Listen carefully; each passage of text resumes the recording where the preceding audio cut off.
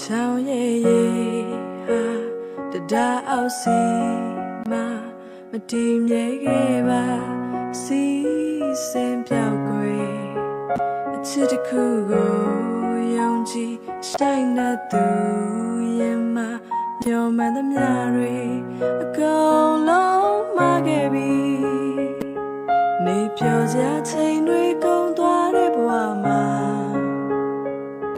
ဟန်ဆောင်နိုင်သူရဲ့ပြန်ပြီးတွေ့တဲ့ချိန်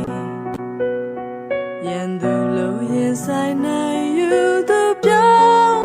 နိုင်အောင်မလားဒီစနေအရာရာရှုံးပေးလိုက်ပြီးဘဝမှာကွယ်